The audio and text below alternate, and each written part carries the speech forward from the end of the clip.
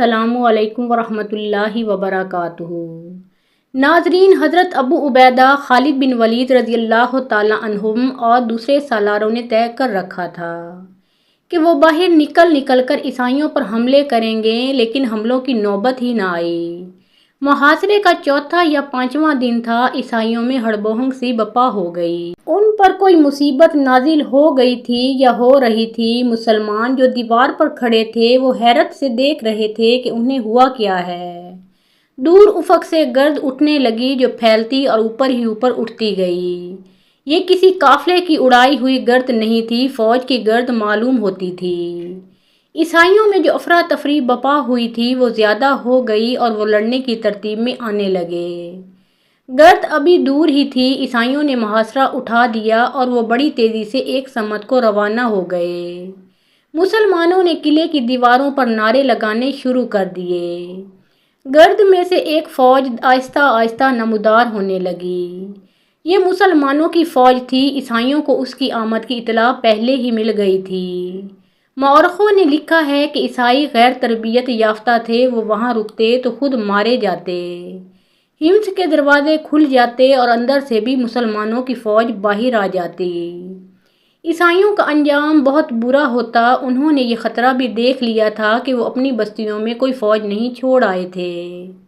لڑائی کی صورت میں مسلمانوں نے انہیں شکست دے کر ان بستیوں پر ٹوٹ پڑنا تھا۔ مسلمانوں کی یہ فوج جو حمص میں محصور فوج کی مدد کو آئی تھی، یہ 4000 سوار تھے جو قعقاع بن عمرو کے زیر کمان تھے۔ یہ سوار اس طرح آئے تھے کہ خلیفۃ الرسول عمر بن خطاب رضی اللہ تعالیٰ عنہ کو حضرت ابو عبیدہ رضی اللہ تعالیٰ عنہ کا پیغام ملا تھا۔ چنانچہ انہوں نے سعد بن ابی وقاص کو، جو عراق میں مقیم مسلمانوں کی فوج کے سپہ سالار تھے، ان کو حکم بھیجا کہ سالار قعقاع بن عمرو کو 4000 سوار دے کر حضرت ابو عبیدہ کی مدد کے لیے حمص میں بھیج دیا جائے۔ اس طرح قعقاع محصور مسلمانوں کی مدد کو پہنچ گئے۔ انہیں دیکھ کر ہی عیسائی محاصرہ اٹھا کر چلے گئے۔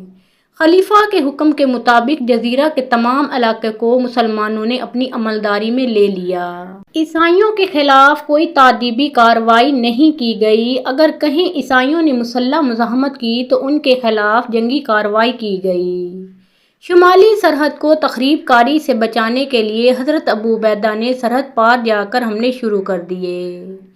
اس سے شام میں امن و امان ہو گیا۔ ناظرین، عمر بن الخطاب نے عدل و انصاف میں شہرت پائی ہے۔ عدل فاروقی ضرب المثل کے طور پر استعمال ہوتا ہے۔ ان کے عدل کی لاٹھی سے سب یکساں طور پر ہانکے جاتے تھے۔ ان کی لاٹھی غربت اور امارت، رنگ اور نسل، آقا اور غلام کو نہیں پہچانتی تھی۔ اس دور میں خالد بن ولید رضی اللہ تعالیٰ عنہ کی ٹکر کا کون سا ایسا سالار تھا جس نے اسلام کو شام، اردن اور فلسطین تک پھیلا دیا ہو؟ اس میں کسی شک و شبہ کی گنجائش نہیں کہ خالد بن ولید رضی اللہ تعالیٰ عنہ نہ ہوتے تو بیت المقدس کی فتح اتنی آسان بھی نہ ہوتی۔ عمر بن خطاب رضی اللہ تعالیٰ عنہ ذاتی طور پر جانتے تھے کہ کیسر و کسرا کے خلاف بعض فتوحات اس لیے ممکن ہو سکی تھیں کہ خالد بن ولید رضی اللہ تعالیٰ عنہ نے غیر معمولی طور پر دلیرانہ فیصلے کیے تھے۔ حضرت ابو عبیدہ رضی اللہ تعالیٰ عنہ ٹھنڈے مزاج کے سالار تھے۔ اگر خالد بن ولید ان کے ساتھ نہ ہوتے تو رومیوں کے خلاف اتنی تیزی سے اتنی زیادہ کامیابیاں حاصل نہ کی جا سکتی۔ خود عمر رضی اللہ تعالیٰ عنہ خالد بن ولید کے معترف تھے، لیکن عمر رضی اللہ تعالیٰ عنہ کو جب خالد بن ولید کے خلاف ایک ایسی بات کا پتہ چلا جو اسلام کی روح کے منافی تھی اور جسے عمر رضی اللہ تعالیٰ عنہ نظر انداز بھی کر سکتے تھے، لیکن انہوں نے فوری کارروائی کا حکم دے دیا۔ عمر رضی اللہ تعالیٰ عنہ نے سوچا تک نہیں کہ خالد رضی اللہ تعالیٰ عنہ کی جو قدر و قیمت ہے وہ اتنی زیادہ ہے کہ یہ چھوٹا سا الزام ہضم بھی کیا جا سکتا ہے۔ بعض مورخوں نے لکھا ہے کہ عمر بن خطاب رضی اللہ تعالیٰ عنہ نے مسند خلافت پر بیٹھتے ہی تمام دستوں میں ایک ایک دو دو مخبر رکھ دیے تھے جو سالاروں اور دیگر عہدیداروں کی ذاتی سرگرمیوں پر نظر رکھتے تھے۔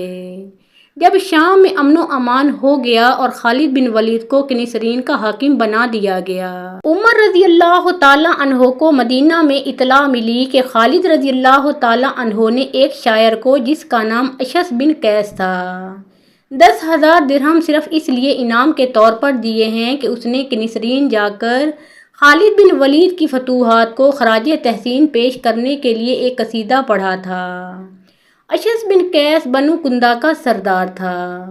اس نے شاعری اور مدح سرائی کو پیشہ بنا لیا تھا۔ وہ اور اس جیسے چند اور شاعر سالاروں اور حاکموں وغیرہ کے ہاں جاتے، قصیدے پڑھتے اور انعام و اکرام وصول کرتے تھے۔ اسی ضمن میں اشعث بن قیس کے نسرین خالد بن ولید کے ہاں جا پہنچا۔ خالد رضی اللہ تعالیٰ عنہ امیر باپ کے بیٹے تھے، انہوں نے غربت دیکھی ہی نہیں تھی۔ وہ شہزادوں کی طرح پلے بڑھے تھے۔ یہ تو ان کی عظمت تھی کہ صحیح معنوں میں شہزادہ ہوتے ہوئے انہوں نے آدھی عمر میدان جنگ میں پیش قدمیوں میں زمین پر سوتے اور گھوڑے کی پیٹھ پر گزار دی تھی۔ وہ طبعاً خوش ذوق تھے، فیاض تھے۔ انہوں نے اس شاعر کو جو انعام دیا تھا وہ اپنی جیب سے دیا تھا۔ خالد رضی اللہ تعالیٰ عنہ نے دشمن کے بے شمار سالاروں کو ذاتی مقابلوں میں قتل کیا تھا۔ ان کے مال و اموال خالد بن ولید کے حصے میں آئے تھے۔ تاریخ گواہ ہے کہ خالد بن ولید نے اتنا مال و دولت اپنے پاس رکھا ہی نہیں تھا۔ مورخوں نے لکھا ہے کہ شام کی جنگ ختم ہوئی تو خالد بن ولید رضی اللہ تعالیٰ عنہ نے اپنے سوار دستے کے سواروں کو اپنی جیب سے نقد انعامات دیے تھے۔ ان کے سوار دستے نے جو کارنامے کر دکھائے تھے وہ ہم بیان کر چکے ہیں۔ وہ اس سے بھی بڑے انعام کے حقدار تھے، لیکن خلافت مدینہ کی نگاہ میں انعام کا تصور کچھ اور تھا، اور وہی اسلام کی روح کے عین مطابق تھا۔ عمر بن الخطاب رضی اللہ تعالیٰ عنہ نے تاریخ اسلام کے مشہور مؤذن بلال رضی اللہ تعالیٰ عنہ کے ہاتھ حضرت ابو عبیدہ کو ایک تحریری حکم نامہ بھیجا۔ خالد بن ولید رضی اللہ تعالیٰ عنہ کو مجاہدین کی جماعت کے درمیان کھڑا کرو۔ اس کے سر سے دستار اتار دو، دستار سے اس کے ہاتھ پیٹھ کے پیچھے باندھو، ٹوپی بھی اس کے سر سے اتار دو۔ پھر اس سے پوچھو کہ اس نے ایک شاعر اشعث بن قیس کو انعام اپنی جیب سے دیا ہے یا مال غنیمت سے۔ اگر وہ اقبال کرے کہ مال غنیمت سے دیا ہے تو اسے خیانت میں پکڑو۔ اگر اس نے اپنی جیب سے دیا ہے تو اس پر اسراف کا الزام عائد کرو۔ ان میں سے جس الزام کا بھی وہ اعتراف کرتا ہے، اس کی پاداش میں اسے اس کے موجودہ عہدے سے معزول کر دو اور اس کی جگہ تم خود کام کرو۔ یہ عربوں کا رواج تھا کہ جس پر کوئی الزام ہوتا تھا اس کے ہاتھ اسی کی پگڑی سے باندھ کر لوگوں کے سامنے پوچھا جاتا تھا کہ اس نے یہ جرم کیا ہے یا نہیں۔ ایک عام آدمی کے ساتھ یہی سلوک ہوتا تھا، لیکن عمر رضی اللہ تعالیٰ عنہ نے خالد بن ولید رضی اللہ تعالیٰ عنہ جیسے عظیم اور تاریخ ساز سالار کو بھی عام آدمی کی سطح پر کھڑا کر دیا۔ مورخوں نے لکھا ہے کہ ابو عبیدہ نے جب یہ حکم پڑھا تو ان پر سناٹا طاری ہو گیا۔ اگر عمر رضی اللہ تعالیٰ عنہ ابو عبیدہ کو تھوڑی سی بھی اجازت دے دیتے کہ وہ یہ تحقیقات اپنے طور پر کریں تو حضرت ابو عبیدہ خالد بن ولید کے ساتھ یہ طریقہ اختیار نہ کرتے۔ لیکن وہ جانتے تھے کہ عمر رضی اللہ تعالیٰ عنہ ڈسپلن اور عدل و انصاف کے معاملے میں کس قدر سخت ہیں۔ اس وقت حضرت ابو عبیدہ رضی اللہ تعالیٰ عنہ حمص میں اور خالد بن ولید کنسرین میں تھے۔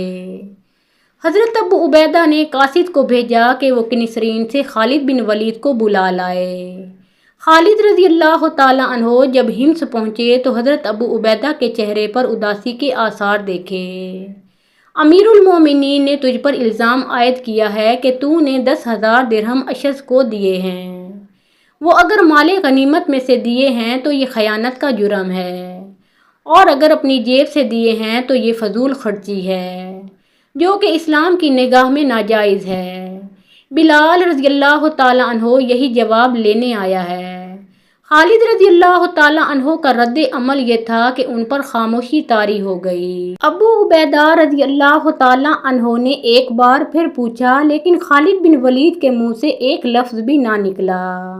دراصل حضرت ابو عبیدہ چاہتے تھے کہ خالد بن ولید کچھ نہ کچھ ضرور کہیں تاکہ وہ طریقہ اختیار نہ کرنا پڑے جو امیر المومنین نے اختیار کرنے کو لکھا تھا۔ آخر حضرت ابو عبیدہ نے بلال رضی اللہ تعالیٰ عنہ کی طرف دیکھا۔ اس کا مطلب یہ تھا کہ بلال عربوں کے رواج کے مطابق خالد بن ولید سے بیان لیں۔ بلال پورا حکم لے کر آئے تھے، انہوں نے کارروائی مکمل کر کے جانا تھا۔ خالد بن ولید رضی اللہ تعالیٰ عنہ نے تھوڑی سی مہلت مانگی جو انہیں دے دی گئی۔ خالد بن ولید کی ایک بہن فاطمہ رضی اللہ تعالیٰ عنہا حمص میں رہتی تھیں۔ خالد رضی اللہ تعالیٰ عنہ ان کے پاس گئے اور انہیں بتایا کہ عمر رضی اللہ تعالیٰ عنہ نے ان پر کیا الزام عائد کیا ہے۔ بہن سے مشورہ لینے کی ضرورت اس لیے پیش آئی تھی کہ عمر رضی اللہ تعالیٰ عنہ خالد کے قریبی رشتہ دار تھے۔ اپنی بہن کا مشورہ انہیں اچھا لگا اور وہ واپس حضرت ابو عبیدہ کے پاس چلے گئے۔ امین الامت خالد بن ولید رضی اللہ تعالیٰ عنہ نے کہا، میں نے کوئی جرم نہیں کیا، میں کوئی بیان نہیں دوں گا۔ اس کے بعد زمین و آسمان نے جو منظر دیکھا اسے دیکھ کر بھی کوئی یقین نہیں کرتا تھا کہ یہ سلوک اس عظیم شخصیت کے ساتھ ہو رہا ہے جو عظمت اسلام کا ستون ہے اور جس کے بغیر اسلام اس جگہ تک پہنچا تھا۔ خالد بن ولید کے ہاتھ ان کی پیٹھ کے پیچھے ان کی دستار سے بندھے ہوئے تھے، ان کے سر سے ٹوپی اتری ہوئی تھی اور بلال ان کے سامنے کھڑے اعتراف جرم کرا رہے تھے۔ ابن الولید بلال رضی اللہ تعالیٰ عنہ پوچھ رہے تھے، تو نے اشعث کو 10,000 درہم اپنی جیب سے دیے ہیں یا مال غنیمت سے؟ خالد رضی اللہ تعالیٰ عنہ خاموش رہے۔ حضرت بلال نے ایک بار پھر پوچھا، خالد بن ولید پھر بھی خاموش رہے۔ ابن الولید بلال رضی اللہ تعالیٰ عنہ نے کہا، میں امیر المومنین کے حکم کی تعمیل کر رہا ہوں، جواب دے تو نے 10,000 درہم اشعث کو اپنی جیب سے دیے ہیں یا مال غنیمت سے؟ اپنی جیب سے خالد رضی اللہ تعالیٰ عنہ نے آخر جواب دیا۔ حضرت بلال نے ان کے ہاتھ کھول دیے اور اپنے ہاتھوں پگڑی ان کے سر پر رکھی۔ ہم سب پر امیر المومنین کے حکم کی تعمیل فرض ہے۔ بلال رضی اللہ تعالیٰ عنہ نے کہا، ہم ہر سالار کی عزت کرتے ہیں۔ وہاں جتنی فوج تھی اس پر خاموشی طاری تھی۔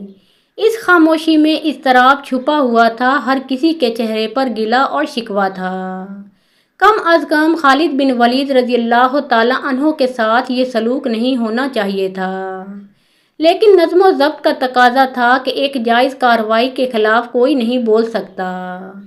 حضرت ابو عبیدہ اور بلال کی بھی یہی کیفیت تھی کہ وہ آنکھیں اوپر کر کے نہیں دیکھتے تھے، ان کی نظریں زمین پر لگی ہوئی تھیں۔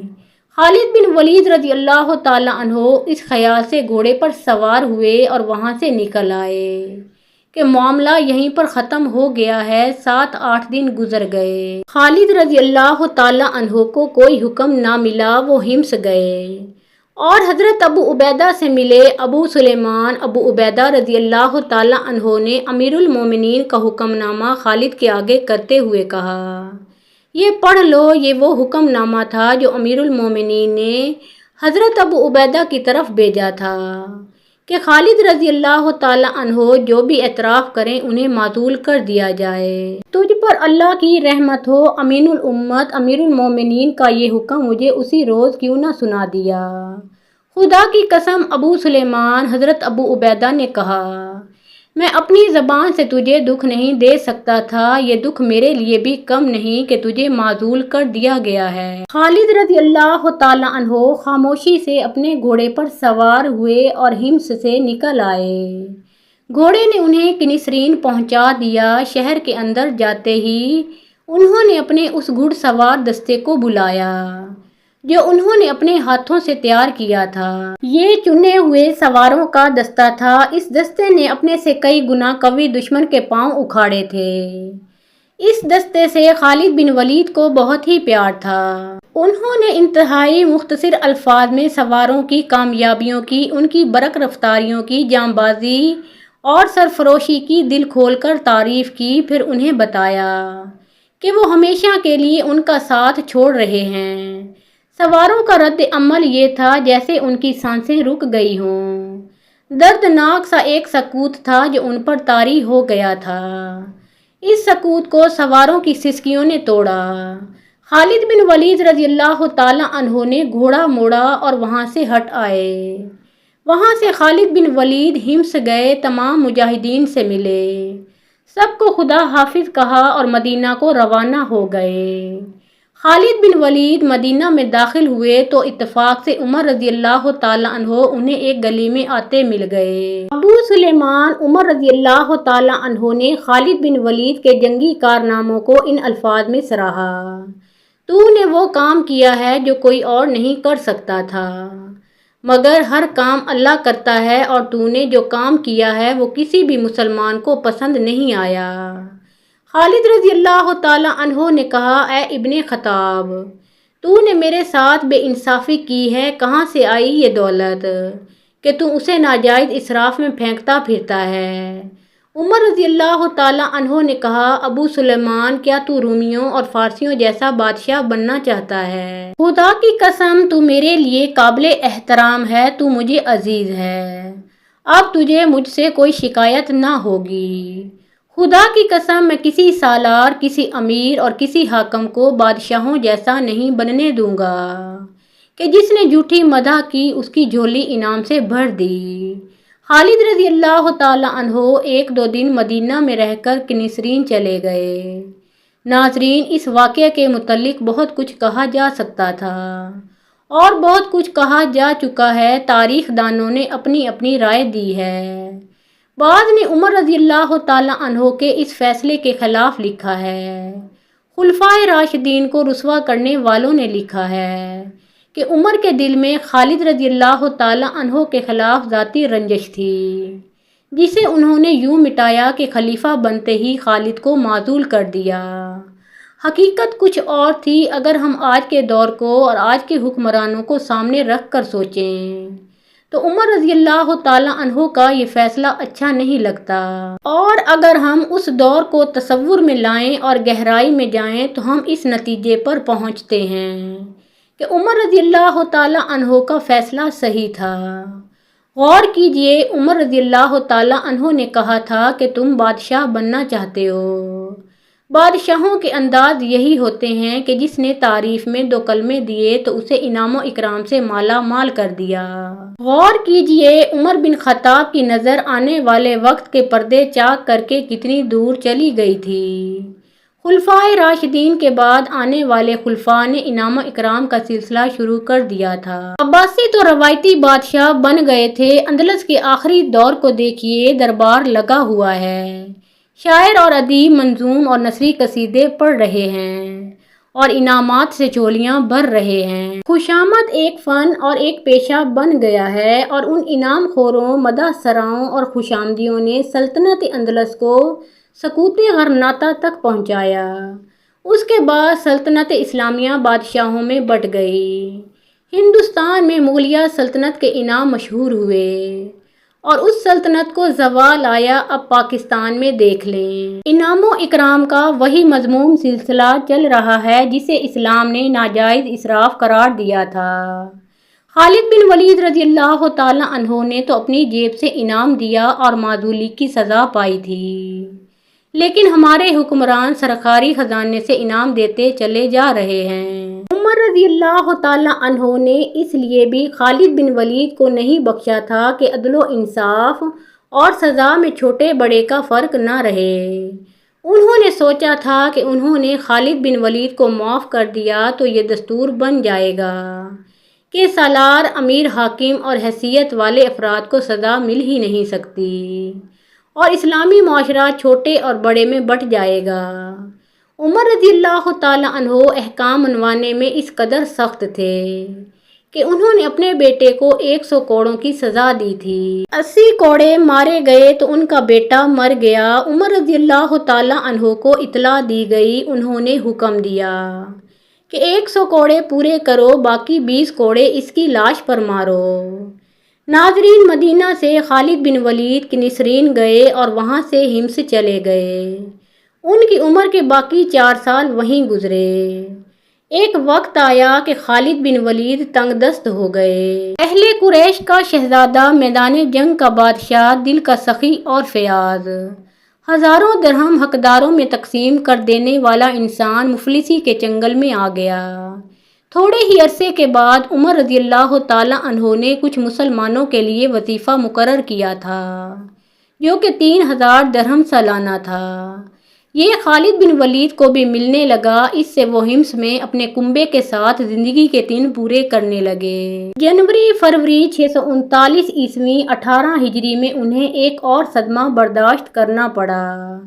فلسطین کے ایک قصبے امواس میں طاعون کی وبا پھوٹ پڑی جو دیکھتے ہی دیکھتے تمام فلسطین اور شام میں پھیل گئی۔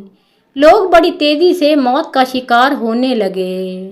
یہاں ابو عبیدہ کے کردار کا ذکر بے محل نہ ہوگا۔ مورخ لکھتے ہیں کہ امیر المومنین عمر رضی اللہ تعالیٰ عنہ نے ابو عبیدہ کو پیغام بھیجا کہ وہ مدینہ آ جائیں۔ حضرت ابو عبیدہ نے جواب دیا کہ میرے جن ساتھیوں نے میدان جنگ میں کبھی ساتھ نہیں چھوڑا تھا انہیں میں طاعون کے ڈر سے چھوڑ کر نہیں آؤں گا۔ چنانچہ وہ اپنی فوج کے ساتھ رہے اور طاعون کے حملے سے رحلت فرما گئے۔ خالد بن ولید کے تمام ساتھی سالار جن کے ساتھ انہوں نے بڑی خوفناک جنگیں لڑی تھیں وہ سب طاعون سے انتقال کر گئے۔ ان میں حضرت ابو عبیدہ، شرجیل بن حسنہ، زرار بن الازور، یزید بن ابو سفیان رضی اللہ تعالیٰ عنہم بھی شامل تھے۔ خالد بن ولید کے اپنے بہت سے بیٹے طاعون کا شکار ہو گئے۔ ایک باپ کے لیے یہ صدمہ ناقابل برداشت تھا۔ طاعون کی اس وبا میں 25,000 مسلمان اللہ کو پیارے ہو گئے۔ حضرت ابو عبیدہ رضی اللہ تعالیٰ عنہ کے انتقال کے بعد سپہ سالاری عمر بن العاص کو ملی۔ خالد بن ولید جب مجاہدین کی نئی فتح کی خبر سنتے تو ان کے چہرے پر روانی آ جاتی تھی۔ 642 عیسوی 21 ہجری میں خالد بن ولید کو ایسی بیماری نے آ لیا جو انہیں بڑی تیزی سے کھانے لگی۔ ان کا جسم گھلتا چلا گیا۔ ایک روز ایک دوست انہیں دیکھنے آیا۔ غور سے دیکھ خالد بن ولید رضی اللہ تعالیٰ عنہ نے اپنی ایک ٹانگ ننگی کر کے دوست کو دکھائی اور پوچھا میری ٹانگ پر کوئی جگہ تجھے نظر آئی ہے جہاں تیر، تلوار یا برچھی کا زخم نہ ہو؟ دوست کو ایسی کوئی جگہ نظر نہ آئی جہاں زخم نہ تھا۔ خالد رضی اللہ تعالیٰ عنہ نے دوسری ٹانگ ننگی کر کے دوست کو دکھائی اور یہی سوال پوچھا۔ پھر دونوں بازو باری باری ننگے کیے اور یہی سوال پوچھا۔ پھر سینہ اور پیٹھ دکھائی۔ دوست کو ایک بالشت سے زیادہ کوئی جگہ نظر نہ آئی جہاں زخم کا نشان نہ ہو۔ کیا تو نہیں جانتا کہ میں نے کتنی جنگیں لڑی ہیں؟ خالد رضی اللہ تعالیٰ عنہ نے بڑی نحیف آواز میں کہا پھر میں شہید کیوں نہ ہوا؟ میں لڑتے ہوئے کیوں نہ مرا؟ تو میدان جنگ میں نہیں مر سکتا تھا ابو سلیمان۔ دوست نے کہا تجھے رسول اللہ صلی اللہ علیہ وآلہ وسلم نے اللہ کی تلوار کہا تھا۔ یہ رسول اکرم صلی اللہ علیہ وآلہ وسلم کی پیش گوئی تھی کہ تو میدان جنگ میں نہیں مارا جائے گا۔ اگر مارا جاتا تو سب کہتے کہ ایک کافر نے اسلام کی تلوار توڑ دی ہے۔ ایسا ہو نہیں سکتا تھا، تو اسلام کی شمشیر بے نیام تھا۔ انتقال کے وقت خالد رضی اللہ تعالیٰ عنہ کے پاس ان کا ایک ملازم تھا۔ نزاع کے عالم میں خالد رضی اللہ تعالیٰ عنہ نے کہا بستر پر مرنا میرے لیے شرمناک ہے، اور خالد رضی اللہ تعالیٰ عنہ اس اللہ کے حضور پہنچ گئے جس کی وہ شمشیر تھے۔ خالد بن ولید رضی اللہ تعالیٰ عنہ سیف اللہ دنیا سے اٹھ گئے۔ خالد رضی اللہ تعالیٰ عنہ کی عمر 58 سال تھی۔ ان کی وفات کی خبر جب مدینہ پہنچی تو بنی مخزوم کی عورتیں بین کرتی ہوئی گلیوں میں نکل آئیں۔ مدینہ کی دوسری عورتیں بھی باہر آ گئیں اور مدینہ ماتم کدہ بن گیا۔